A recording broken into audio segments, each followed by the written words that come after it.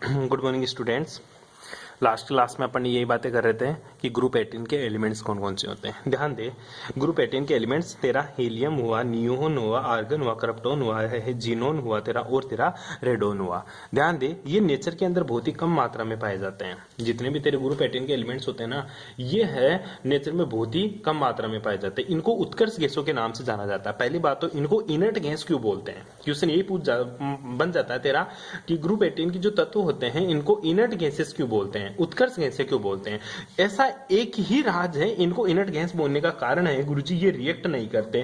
और रिएक्ट क्यों नहीं करते, ये गुरुजी रिएक्ट इसलिए नहीं करता है क्योंकि इसका जो इलेक्ट्रॉनिक कॉन्फ़िगरेशन होता है ना, वो पूर्ण पूरित होता है। क्या होता है बेटा, पूर्ण पूरित होता है। तो ग्रुप 18 एलिमेंट्स का इलेक्ट्रॉनिक कॉन्फ़िगरेशन फुलफिल्ड होने के कारण इन्हीं एलिमेंट्स को अपन क्या बोलते हैं, इनर्ट गैस कॉन्फ़िगरेशन बोलते हैं, या इनर्ट गैस से इनको अपन बोलते हैं। लेकिन ध्यान दे, पहले सभी ऐसा ही सोचते थे कि इनका इलेक्ट्रॉनिक कॉन्फ़िगरेशन फुलफिल्ड है तो ये कभी रिएक्शन ही नहीं करेंगे, कभी कोई प्रोडक्ट बनाएंगे ही नहीं। लेकिन कुछ सालों बाद में जब पता चला तो जीनोन के बहुत सारे कंपाउंड्स आपको दिखे, और जो क्या है नेचर में स्टेबल है, नेचर में क्या है, स्टेबल भी है, और जीनोन बहुत सारे कंपाउंड्स बनाता भी है। इसलिए फिर उसके बाद में जीनोन के अलग अलग कंपाउंड्स की डिस्कवरी होने लग गई। वो जीनोन के कौन कौन से कंपाउंड्स बनते हैं वो पढ़ने से पहले अपन को इनका सबका पता होना चाहिए एक बार के लिए। इनका आईपी क्या होता है, ठीक है, आयनाइजेशन पोटेंशियल, आयनन ऊर्जा। आयनन ऊर्जा का क्रम क्या होगा, ध्यान दे बेटा, जो आयनन ऊर्जा का क्रम है, ठीक है, ऊपर से नीचे जाएंगे, ठीक है। जैसे मैं हीलियम की बात करूं, नियोन की बात करूं, आर्गन की बात करूं, क्रिप्टॉन की बात करूं, जीनोन की बात करूं, और तेरा रेडोन की बात करूं, तो ऊपर से नीचे जाते हैं तो आईपी का मान क्या होता जाता है, घटता जाता है। क्यों, क्योंकि गुरुजी ऊपर से नीचे जाने पर साइज क्या होती है मेरी, बढ़ती जाती है, इसलिए इसका आयनन विभव का मान है घटता जाता है। सबसे ज्यादा जो आईपी होगा वो तेरा हीलियम का होगा। किसका होगा रे, हीलियम का।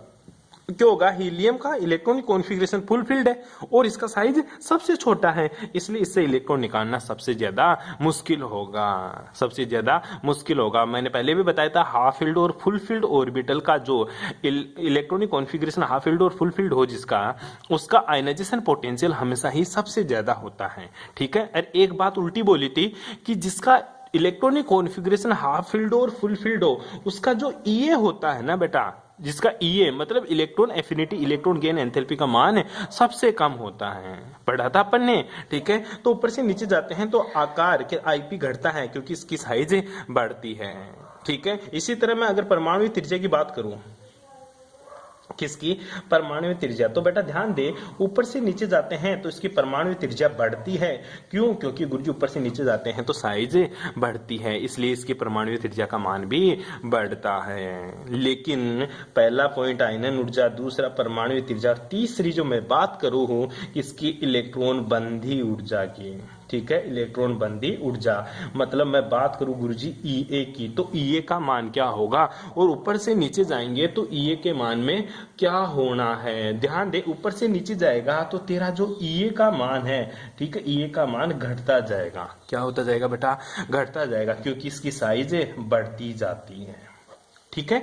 तो आईपी के समान इसका क्या होता है, ये होता है। लेकिन एक जो बात ध्यान में रखने की बात है वो ये है कि जितने भी तेरे नोबल गैस इलेक्ट्रॉनिक कॉन्फ़िगरेशन है, मतलब जो ग्रुप 18 है, ग्रुप 18 का जो ईए होता है ये हमेशा ही क्या होता है गुरुजी, पॉजिटिव होता है। मैंने क्लास में आप लोगों को बताया था कि फर्स्ट ईए हमेशा नेगेटिव होता, अर्थात फर्स्ट ईए एक्सोथर्मिक होता है और सेकंड ईए मेरा क्या होता है, एंडोथर्मिक होता है। लेकिन मैं ग्रुप 18 के एलिमेंट्स की बात करूं तो ग्रुप 18 के जितने भी एलिमेंट्स हैं इनका जो इलेक्ट्रॉन एफिनिटी है, इलेक्ट्रॉन बंदी ऊर्जा का मान होता है ना, वो क्या होता है, धनात्मक होता है। मतलब इसका पहला ईए ही क्या है, धनात्मक। तो कहना क्या चाहता है कि अगर तू गुरुजी बाहर से कोई इलेक्ट्रॉन इन एलिमेंट्स में ऐड करेगा, बाहर से कोई इलेक्ट्रॉन इन एलिमेंट्स में क्या करेगा, ऐड करेगा, तो तेरे को एनर्जी क्या करनी पड़ेगी, इन एलिमेंट्स को देनी पड़ेगी, ठीक है।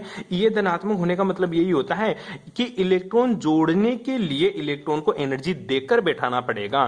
क्यों देकर बैठाना पड़ता था वहां सेकंड ये धनात्मक इसलिए बोलते थे क्योंकि गुरुजी रिपल्सन होता था।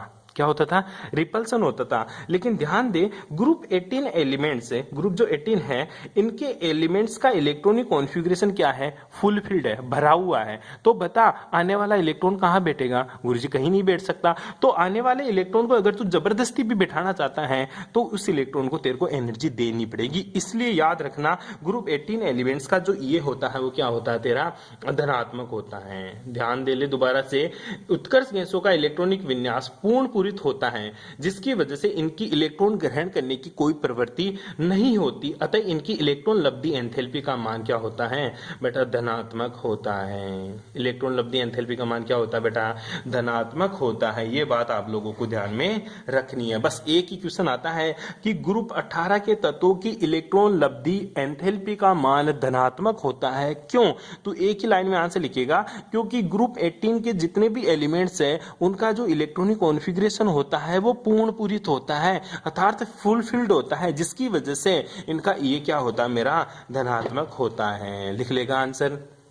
उसके बाद में इसकी चिन्नी सी फिजिकल प्रॉपर्टीज है, केमिकल प्रॉपर्टीज है, वो तू ढंग से बुक से देख लेना, तेरे काम की नहीं है। क्वेश्चन तो ये है कि गुरुजी जीनोन के जो यौगिक होते हैं, जीनोन के जो कंपाउंड्स होते हैं वो कौन कौन से जीनोन के कंपाउंड्स हैं और कब कब बनते हैं। तो बेटा उन जीनोन के कंपाउंड्स को याद रखना। तेरे जीनोन के जो कंपाउंड्स है, एक तो तेरा XeF2 बनता है, दूसरा तेरा XeF4 बनता है और तीसरा तेरा XeF6 बनता है। ये जीनोन के कंपाउंड्स बनते हैं। किसके साथ है गुरुजी, फ्लोरीन के साथ है। और जीनोन के जो कंपाउंड्स हैं वो ऑक्सीजन के साथ कौन कौन से जीनोन के ऑक्सीजन के साथ कंपाउंड्स बनते हैं वो भी जरा देख ले एक बार के लिए। जीनोन के जो ऑक्सीजन के साथ कंपाउंड्स बनते हैं वो बनता है तेरा XeO3 बनता है। इसके साथ ही जीनोन का अलग कंपाउंड्स XeF4 बनता है, ठीक है, XeO3 बनता है, XeO4 बनता है। ये सारे जीनोन के कंपाउंड्स बनते हैं ऑक्सीजन के साथ। जीनोन का ये तो ठीक है, जीनोन का किसके साथ है, जीनोन का फ्लोरीन के साथ है। ये किसके साथ, जीनोन का ऑक्सीजन के साथ कंपाउंड्स। इसी तरह एक बनता है जीनोन का फ्लोरीन और किसके साथ, ऑक्सीजन के साथ कंपाउंड्स। वो कौन कौन से बनते हैं, वो बनता है गुरुजी एक तो XeOF2, दूसरा कौन सा बनता है तेरा XeO2F2। ये जीनोन का ऑक्सीजन के साथ कंपाउंड्स बनते हैं। रिएक्शंस बुक में दे रखी है, याद करने की जरूरत नहीं है रिएक्शंस कैसे होती है, क्यों होती है। बस तेरे को याद ये रखना है कि हर एक एलिमेंट्स की स्ट्रक्चर्स क्या होती है। जैसे क्वेश्चन ये आएगा XeF2 की स्ट्रक्चर्स क्या होती है, तो तेरे को इनकी स्ट्रक्चर्स पता होनी चाहिए, इनमें हाइब्रिडाइजेशन पता होना चाहिए, ठीक है। मैं XeF2 की स्ट्रक्चर्स की बात करूं तो तेरे को पता है जीनोन के बाह्यतम कक्षक में कितने इलेक्ट्रॉन होते हैं गुरुजी, 8 इलेक्ट्रॉन होते हैं। जीनोन के बाह्यतम कक्षक में कितने इलेक्ट्रॉन बेटा, 8 इलेक्ट्रॉन होता है। ये बात तेरे को ध्यान में रखनी है। कितने इलेक्ट्रॉन होते हैं जीनोन के बाह्यतम कक्षक में, 8 इलेक्ट्रॉन होते हैं। 8 इलेक्ट्रॉन में से 2 क्या बना लिए, फ्लोरीन के साथ बॉन्ड। क्या रे बेटा गुरुजी, जीनोन के 8 इलेक्ट्रॉन्स में तो 2 फ्लोरीन के साथ बॉन्ड बना लेता है, तो बनता क्या है Xe। एक फ्लोरीन इधर जुड़ गया तो दूसरा फ्लोरीन इधर जुड़ गया। लोन पेयर कितने बन गए गुरुजी, 3, 2 तो काम में आ गए, 6 इलेक्ट्रॉन बच गए, 2 2 4 और 2 6। तो एक लोन पेयर ये रहा, दूसरा ये रहा, तीसरा ये रहा। तो ध्यान दे इसमें लोन पेयर कितने, बॉन्ड पेयर कितने, 2, लोन पेयर कितने, 3, ठीक है। टोटल कितने हो गए, 5। और 5 की स्ट्रक्चर क्या होती है तेरी, TBP। क्या होती है, TBP। अब TBP बना ले इसकी स्ट्रक्चर, कैसे बनाएगा, ये रजीनोन, ठीक है। अब लोन पेयर है, कितने हैं लोन पेयर, 3। कितने लोन पेयर है बेटा, 3 है। तो 3 लोन पेयर को मैंने एडजस्ट कर दिया, 2 तो यहाँ, ठीक है, एक लोन पेयर को यहाँ, ठीक है, और यहाँ पे क्या जोड़ दिया मैंने, फ्लोरीन, और यहाँ पे भी क्या जोड़ दिया मैंने, फ्लोरीन। तो जो स्ट्रक्चर होती है वो क्या होती है मेरी, लीनियर स्ट्रक्चर होती है। क्या होती है, लीनियर स्ट्रक्चर होती है, ठीक है। हाइब्रिडाइजेशन क्या है इसमें, हाइब्रिडाइजेशन गुरुजी sp3d, क्या है sp3d। इस तरह से तेरे को पता होनी चाहिए। दूसरी मैं और बना के दिखाऊं तेरे को XeO4 के, बाकी की तू खुद बनाएगा। XeO4 की स्ट्रक्चर बनाऊं तो ध्यान दे, जीनोन के आउटर मोस्ट में कितने इलेक्ट्रॉन गुरुजी, 8। कितने रहे, 8। इस हिसाब से बना लिया अगर। और एक ऑक्सीजन कितने इलेक्ट्रॉन लेके जाएगा, 2। कितने लेके जाएगा बेटा, 2। एक ऑक्सीजन कितने इलेक्ट्रॉन, 2। मतलब डबल बॉन्ड बनता है ऑक्सीजन के बीच, ऑक्सीजन जीनोन के बीच में, ठीक है। तो ध्यान दे बॉन्ड पेयर कितने हैं, 4। लोन पेयर कितने, 0। टोटल कितने, 4। Hybridisation sp3। और sp3 की जो स्ट्रक्चर होती है वो क्या होती है तेरी, टेट्राहेड्रल। क्या होती है बेटा, टेट्राहेड्रल, चतुष्फल की है। तो इसकी स्ट्रक्चर चतुष्फल की कैसे बनेगी, X यहाँ लगा दे, डबल बॉन्ड O, यहाँ पे भी double bond O, double bond O और डबल बॉन्ड O। इस तरह से इसकी स्ट्रक्चर से देखने को मिलती है जीनोन O4 के। कर लेगा। ठीक है, इसी तरह मैं जिनोन और ऑक्सीजन का एक कंपाउंड्स बना के दिखाता हूं आप लोगों को। ठीक है, बाकी के सारे कंपाउंड आपको खुद से बनाने हैं। जैसे मैं बात करूं HCO2F2 की स्ट्रक्चर। ठीक है, तो Hc के वही बाह्यतम कक्षा में कितने इलेक्ट्रॉन, गुरुजी 8। कितने रे, 8। फ्लोरीन कितने जोड़ने, गुरुजी 2, ये जोड़ दिया, एक फ्लोरीन ये दूसरा। ऑक्सीजन कितने, 2, ये ऑक्सीजन जोड़ दिया। लोन पेयर कितना, 1, जोड़ ले। लोन पेयर कितना, 1। बॉन्ड पेयर कितने, 1 2 3 4। ठीक है, टोटल कितने, 5। 5 की स्ट्रक्चर है sp3d। क्या होती है रे, sp3d। sp3d कौन सी होती है, TBP। कौन सी होती है, TBP। तो TBP बना ले। अब ये Xc हुआ। ठीक है, ये मैंने लोन पेयर एडजस्ट कर दिया। क्या एडजस्ट कर दिया, लोन पेयर। फ्लोरीन मैंने ये एडजस्ट कर दिया। ठीक है, और ऑक्सीजन मैंने इधर एडजस्ट कर दिया। ले, कैसी शेप हो गई, के शेप। कैसी शेप हो गई बेटा, के शेप। इसकी स्ट्रक्चर किसके समान हो गई, अंग्रेजी के के वर्ण के समान। अंग्रेजी के वर्ण के समान, ये देख ले तू आराम से, किसके समान हो गई, अंग्रेजी के वर्ण के समान इसकी स्ट्रक्चर हो जाती है। इस तरह से तेरे जीनोन के कंपाउंड्स पूछते हैं। जीनोन की जितने भी कंपाउंड्स की रिएक्शंस है वो आपको रटनी नहीं है।